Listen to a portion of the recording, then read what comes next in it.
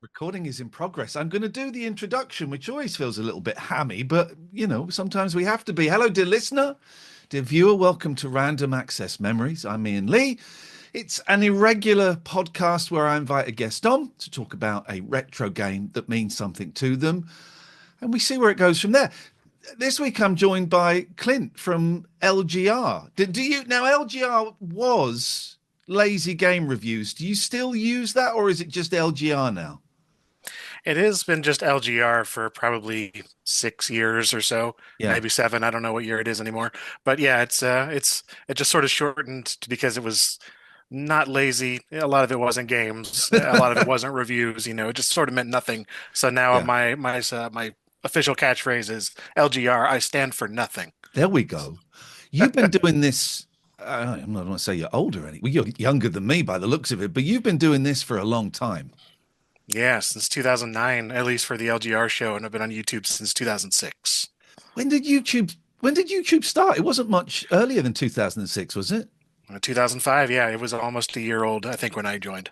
So how? I remember the first time I was ever shown YouTube. I had a lodger and a guy called Andy, and he came home and he said, "I've just seen this amazing website. You won't believe it." And he loaded up YouTube and he said, "Type anything in, anything." And I was really into the band The Monkees, so I typed in The Monkees. Suddenly there were 7 or 8 videos of them. It was wild. But I never considered putting stuff on there. What was the turning point you thought, right, I'm gonna make stuff and put it out? Yeah, it was one of those situations where I had kind of always grown up making videos just for myself, my friends, on a camcorder or whatever. And then Yeah. I got my first mini DV camcorder, a JVC thing with the little mini DV tapes in like 2003 or so. And that had the Firewire output on there, and I could just put that directly into the computer. And that introduced me to nonlinear editors. It was ULEAD Video Studio, I believe. And at some point or another, I started seeking out ways to share it with people that I knew, mostly different family members and friends that had moved away and around the world or whatever.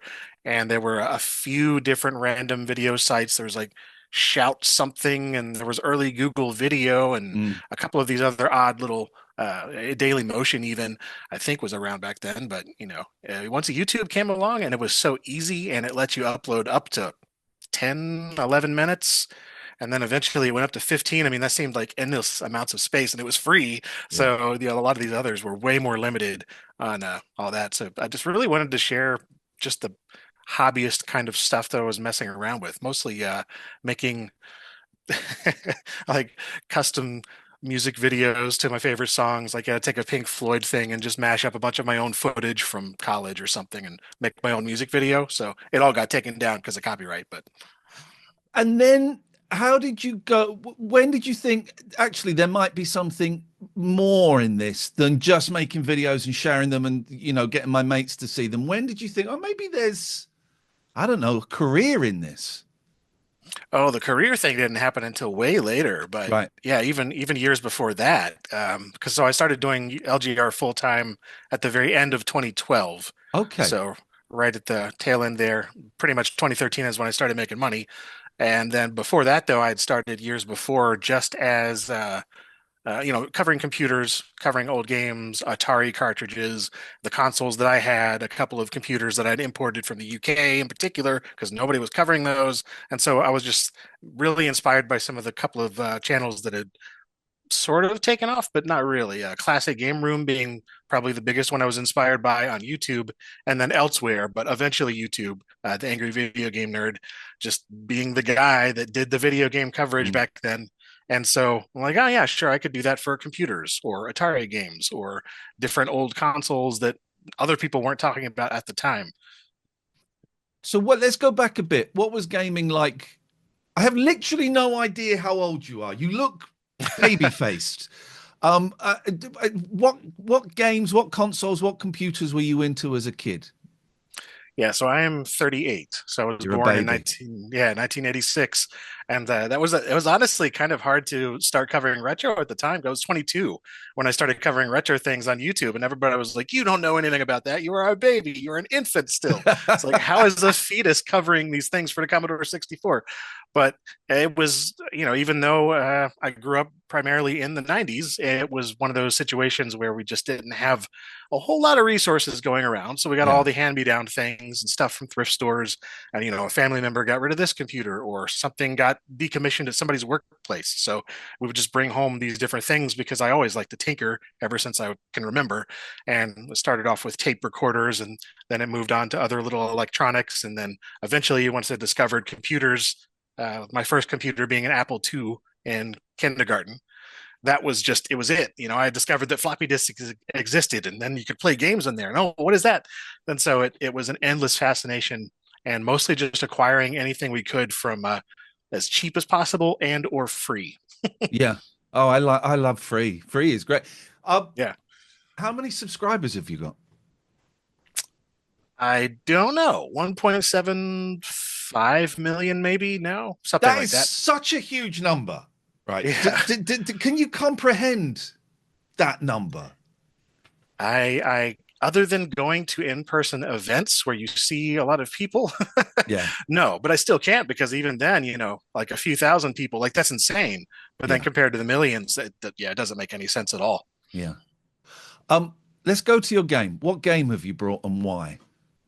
I would have to go with SimCity 2000. Okay. Talk to me Yeah, about that. yeah. So for one of those things when I just got started off with computer gaming, it was all these very simple little things, your platformers, your Commander Keens and Duke Nukem's, Crystal Caves, very simple 2D platforming.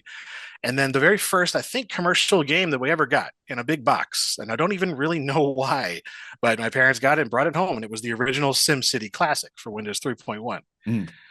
And just due to the way that I am, I guess, and wanting to analyze systems, I was already into like architecture and things like this. And mind you, I was like 8 years old at the time, but I was getting every book I possibly could from the library about buildings and city planning and things like that. And then there was a game where you could do this, but it was very limited. You had your few zones, your few different basic building types.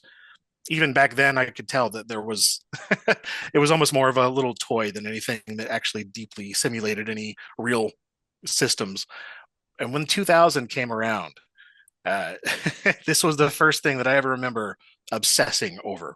Even though I didn't own a copy, didn't have a computer that could run it, but a friend of mine ended up getting a copy for Christmas, and I would invite myself over there to his house every single possible day just to play it over and over and over and over. And eventually, I like even forgot I was friends with him. I was just friends with his computer because it had SimCity 2000 on it.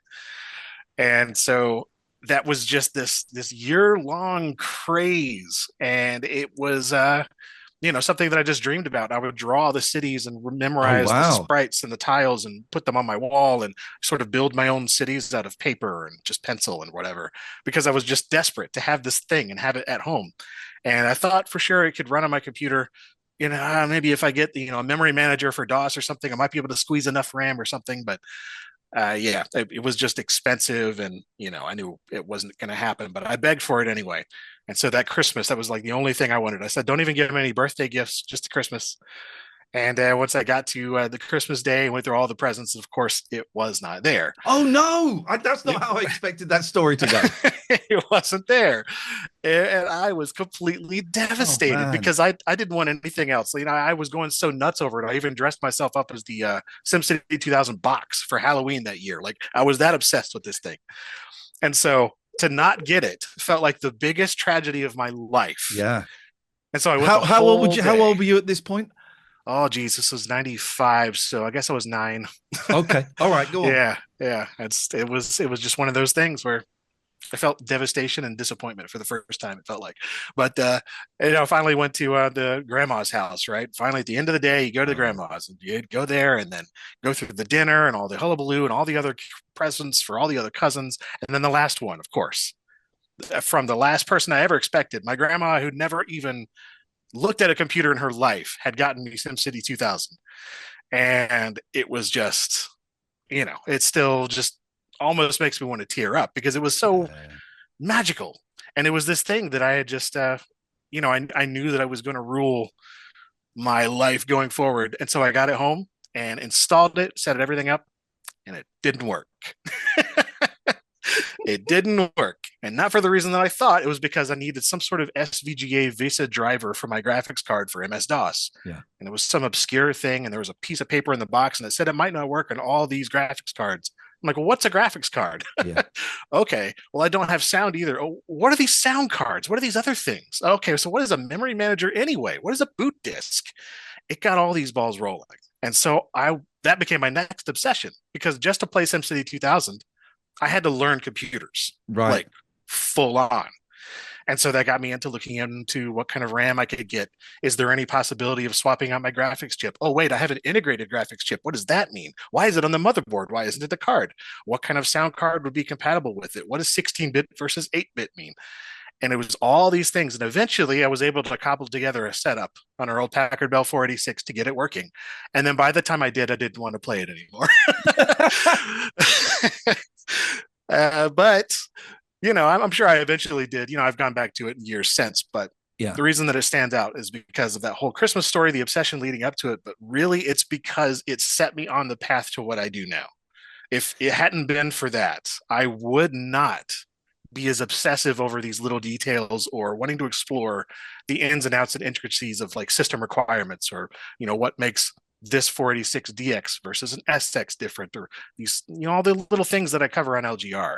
It really genuinely, if I trace it all back, it goes to that one day on Christmas or after Christmas, getting that game and it not working. And if it had worked perfectly, I probably wouldn't have thought about all these technical specs, at least for a good while longer. But I think getting in on that pretty early as, 9-year-old was pivotal, honestly. There's a lot to unpack in that. I work as a therapist now. I used to be a TV and radio presenter. I work at it. And if you would come to me as a client, I would focus on that Christmas day. Um, I Parents bet. cruel at Christmas that whole day. Yeah, you didn't get it. Sorry, that thing Right. you were pining for. I'm sorry. Let's go to grandma's. That's brutal. I'm glad you I got it. know.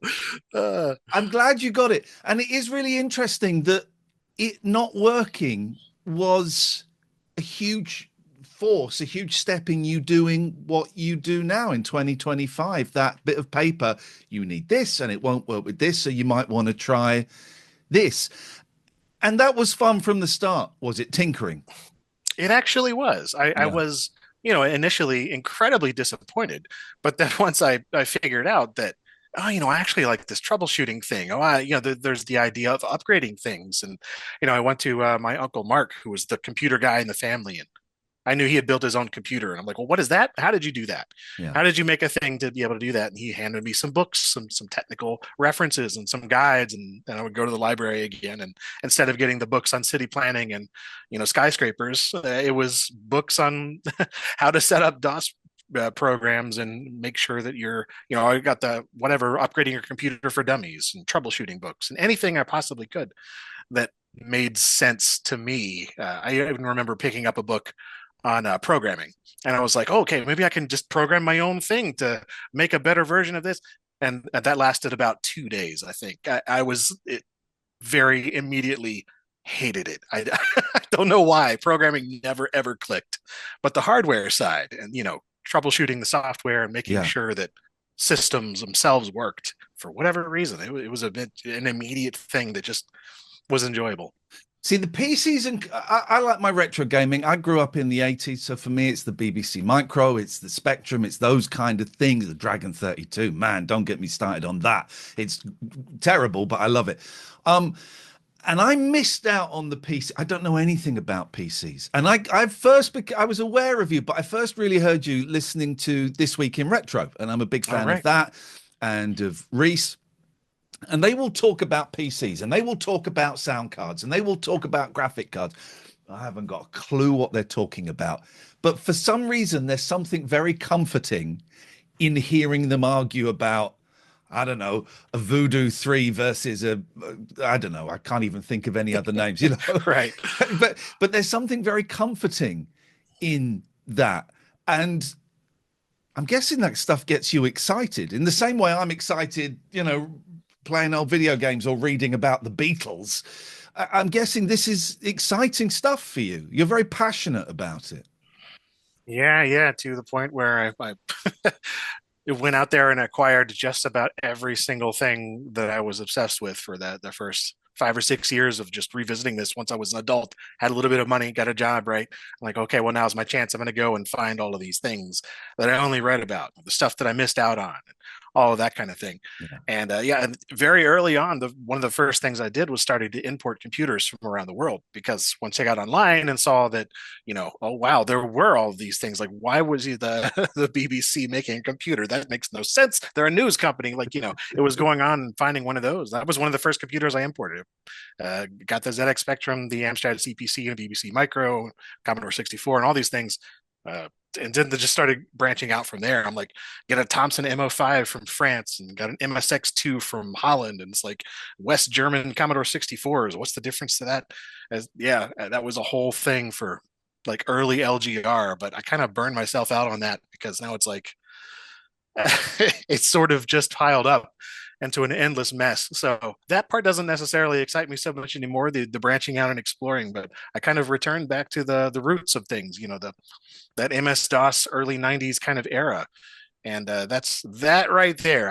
I think I could just live and right around like 1996 and then just be happy for the rest of my life, because I keep finding new things to be passionate about there all the time. You're in North Carolina. Yes.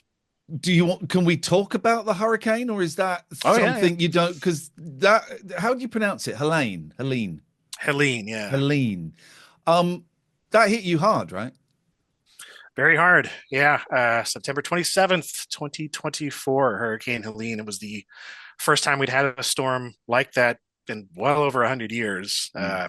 It is not an area, we're hundreds and hundreds of miles from the nearest sea. We're 2,500 feet in elevation. We're up in the mountains. This is not a hurricane prone area.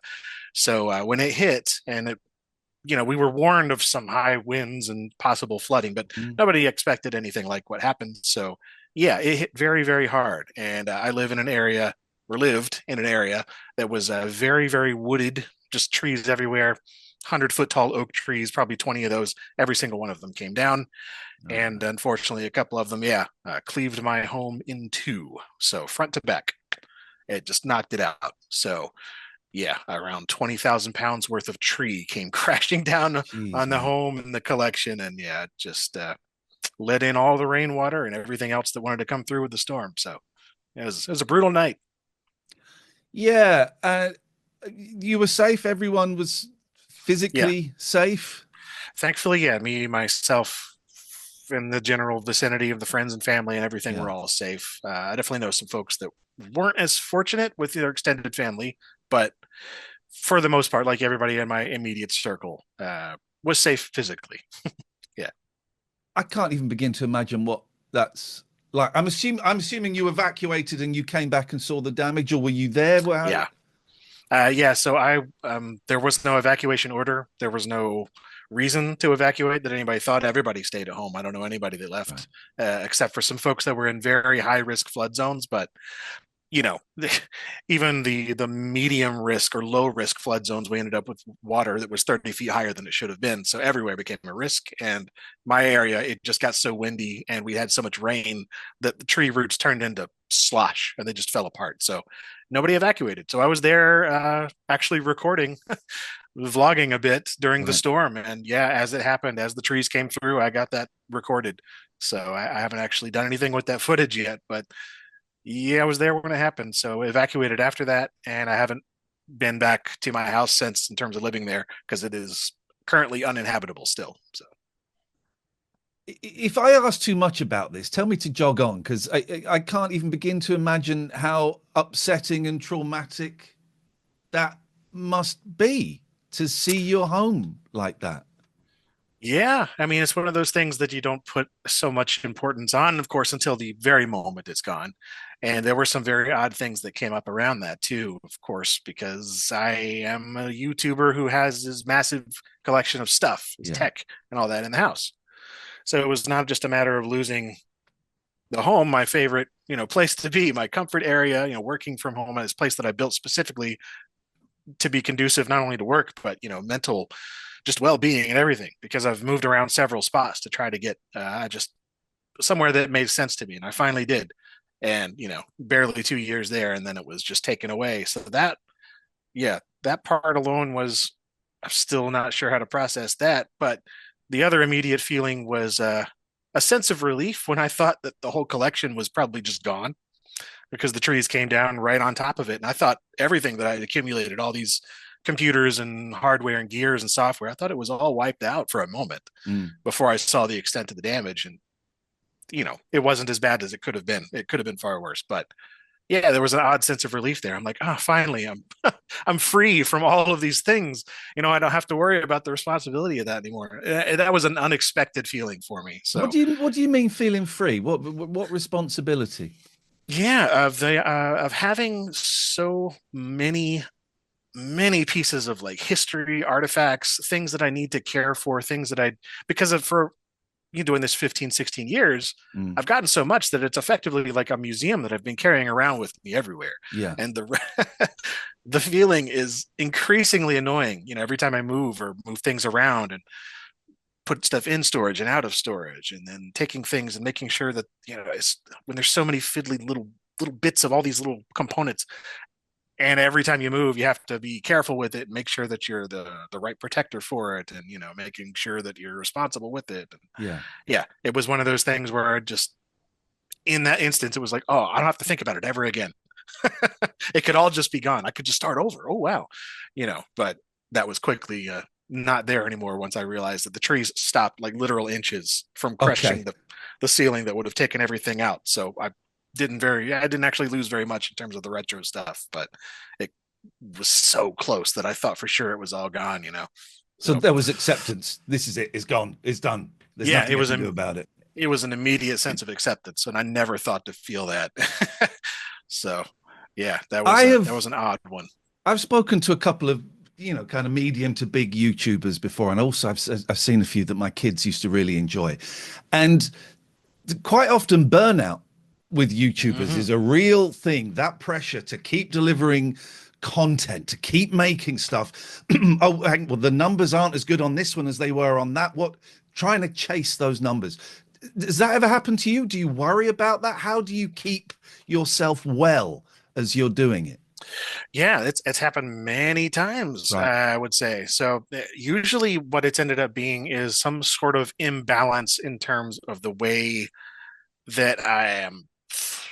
A lot of it does, of course, have to come with the numbers and worrying about the algorithmic stuff. But in a way, I've kind of let a lot of that go because I can't really control too much of it. It's just this weird computery thing in the background. The stuff I can control, though, are things like audience expectations, or meeting the audience expectations. I can try to do my best to make sure that I'm catering to the core and not leaving them behind, for instance. But also, I want to cater to myself and do things that are interesting Yeah. and personally gratifying or whatever. But I also want to branch out and try something that's brand new. And then, well, I want to do all those things at once and juggle them. And I was doing a few videos a week. So I took it down to 2 videos a week, and then eventually one video a week. And now it's just like maybe every once in a couple weeks, depends on when I get something done. Basically, as soon as I finish something, I put it up now. And so those kind of things have like gradually, instead of holding to this very rigid schedule, now it's more free and open, Yeah. and seeing how people respond to that. The other big thing for a while anyway is I was living in the the same exact space as all the collection. So, in my bedroom were computers, in my living room were computers, in the Yeah. dining room, everywhere. It was all computers and games and all this stuff.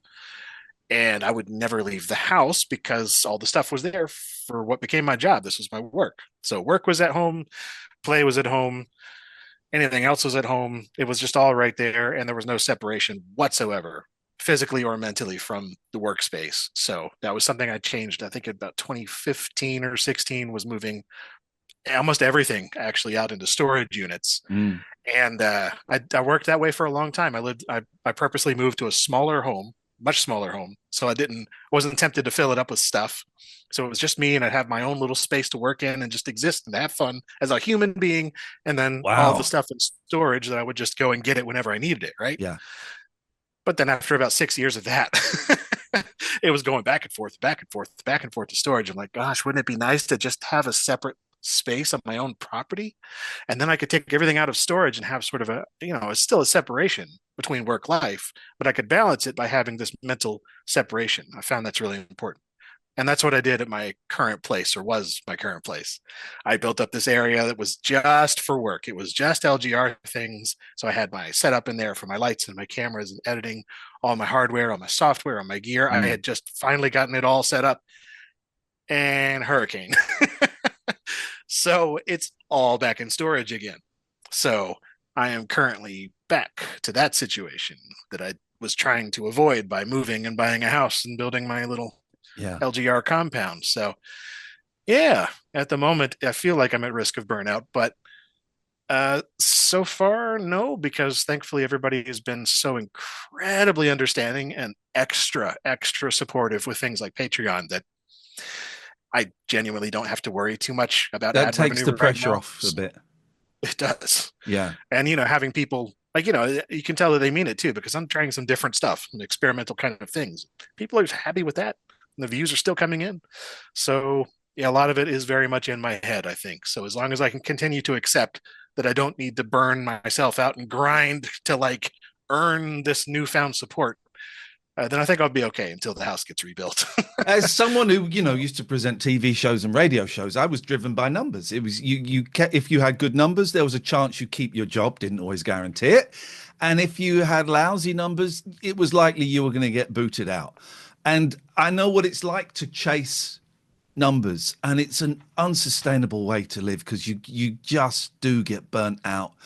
And it sounds like, well, I know you have. You've created this community of people who are invested in you and want to see you happy and see you do what you want to do. And there's always some people that go, "Oh, he's not doing what I want him. He's not doing what he did 10 years ago."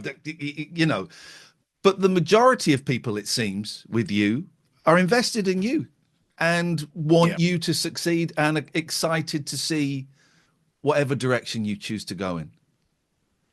Yeah, to an extent. To an extent. I think, there you can go a little too far off the beaten path sometimes. I've Okay. seen other YouTubers try that over the years, but over this amount of time, I've learned pretty well what that I call them my ride or dies. Like they will just be there. They're just there to support.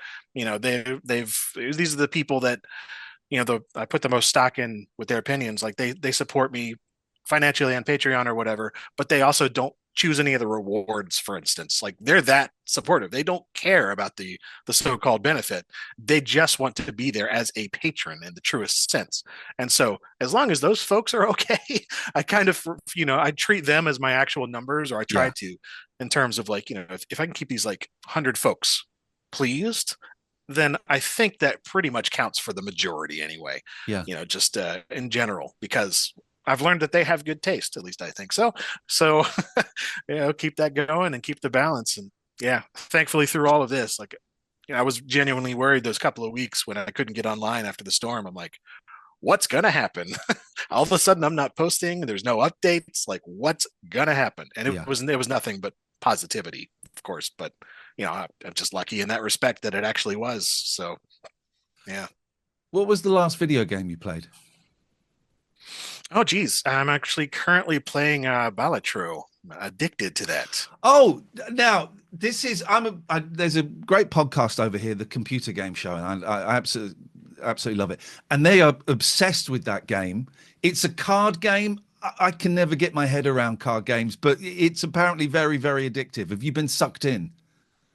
Yeah, I think I put like 10 hours into it over the past few days, and it was just unintentional. It's like you go to bed, it's like, I'll play just one hand or two, and it's like 40, 50 hands later. And so, it's one that I have on the Steam Deck as well, so it's very Yeah, portable. I refuse to put it on my phone because that would be dangerous. But yeah, it's just poker. It's literally just poker, but has all these collecting mechanics and upgrades and tweaks and little buffs.